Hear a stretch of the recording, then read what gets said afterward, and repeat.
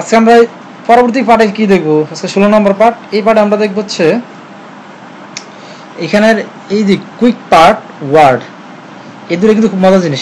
আগে দেখছিলাম যে টেক্সট বক্স, হ্যাঁ, তা আমরা এখন দেখব যে এটা আমার দরকার নাই, এটা উঠায় দেই।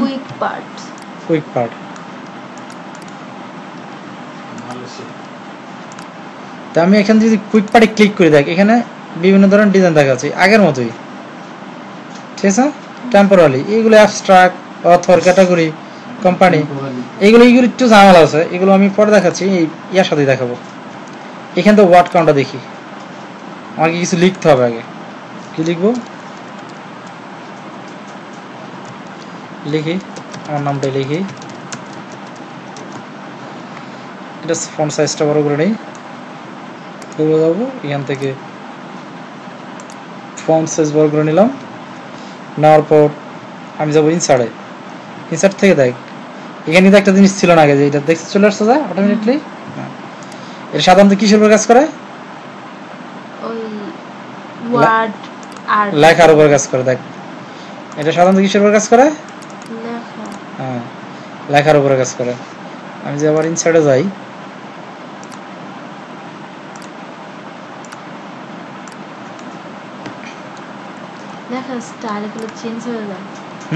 চেঞ্জ তো হবে।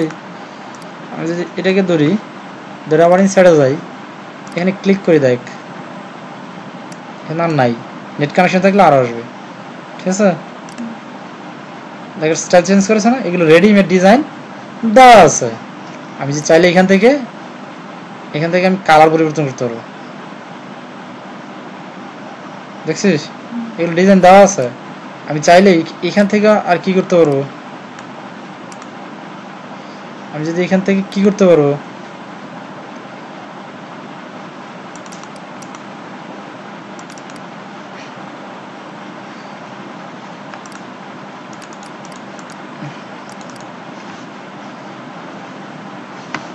এখান থেকে আমি কি করতে পারবো, এটা সিলেক্ট রাখা অবস্থায়,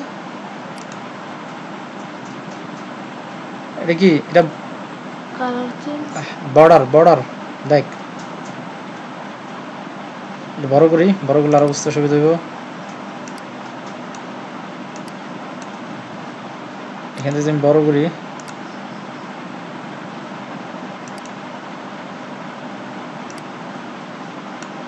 ঠিক আছে।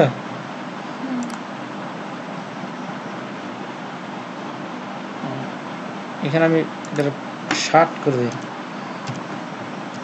60, হ্যাঁ, যাক তার মধ্যে নিচে চলে আসছে, এটা আমি বড় করে বোঝানোর স্বার্থে। হ্যাঁ, এখন আমি যদি এখানে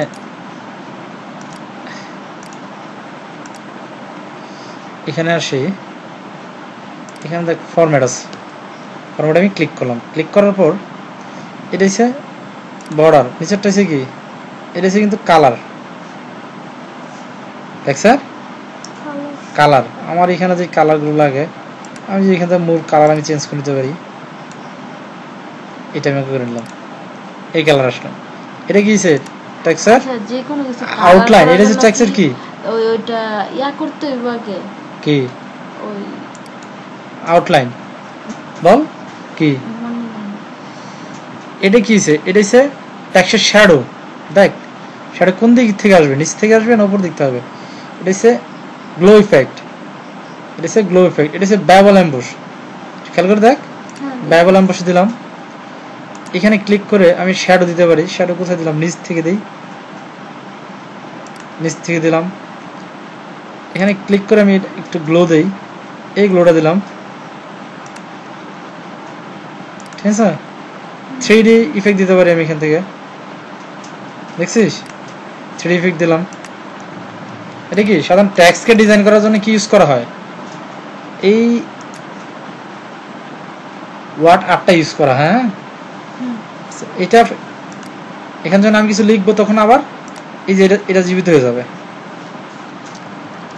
দেখছিস এই যে ড্রপ কার কে লিখলাম কিন্তু জীবিত হয়ে গেছে।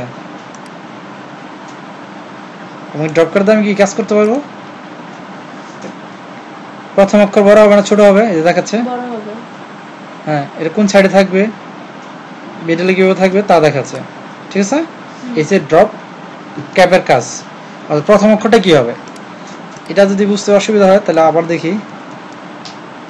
ধর এখানে লিখলাম বাংলাদেশ,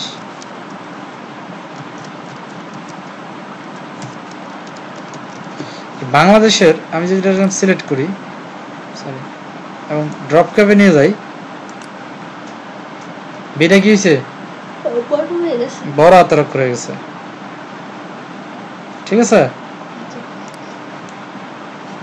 এটা হচ্ছে ড্রপ ক্যাপের কাজ। আর এরপরে কি আছে, signature line, date time, object, এগুলো আপাতত আমাদের দরকার নেই। হ্যাঁ, এগুলো কিছু কিছু অবজেক্ট আছে, এগুলো পরে জানবো কারণ একটু ঝামেলা।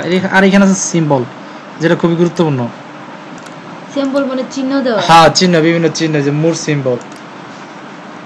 ধর আমার এই সিম্বলটা দরকার, এইটা দরকার, এটা আমি ইনসার্ট করবো, এই যে এখানে চলে আসছে তার জায়গা। এটা দরকার, এখানে প্রচুর সিম্বল আছে, আমি এখান থেকে একটা একটা খুঁজবো আর নিব। আমার পছন্দ মতো। হ্যাঁ, এখানে অনেক সিম্বল আছে সারলিক, আমার এটা দরকার, আমি এটা নিলাম। এটাতে কিছু লেখা নাই, এখানে চলে আসলো। হ্যাঁ, স্পেসিং, অর্থাৎ আমার যেটা দরকার এগুলো সিম্বল আমি নিয়ে নিতে পারবো, ইকুয়েশন আমি নিতে পারবো। দেখেন ইকুয়েশনও আছে, দেখছিস? এটা সে অঙ্ক, ওই যে আমাদের পরীক্ষা খাতা অঙ্ক লিখতে হয় না, এরকম ইকুয়েশন। এই যে দেখ ইকুয়েশন করছি, পরে দেখ একটা অপশনই চলে আসছে ইকুয়েশনের। এটা খুবই গুরুত্বপূর্ণ, যেমন প্রশ্ন করতে গেলেই, অঙ্ক ইয়া করতে গেলেই এটা লাগে, বুঝতে পারছিস? এখানে আমি ইনসার্টে যাই, দেখ ইকুয়েশন, ইকুয়েশন তার নিজে ইনসার্ট নিউ ইকুয়েশন নিজের মতো ক্রিয়েট করে নিতে পারবা। এখানে দেখাচ্ছি কিভাবে ইকুয়েশন ইয়া করে লাগাতো। এখন বুঝছিস? এই ইকুয়েশনটা ভালো করে ইয়ে করতে হবে। আর এখন দেখে যে এখানে যদি নেট কানেকশন থাকে office.com এ, তাই আরো ইকুয়েশন পাবি। তো কঠিন কাজগুলোকে সহজ করে দিয়েছে 2013, তখন 10 থেকে এইগুলো সহজ করে দিয়েছে। এই তার কষ্ট আগের মতো করা লাগবে না, ঠিক আছে? আজকে এই পর্যন্তই।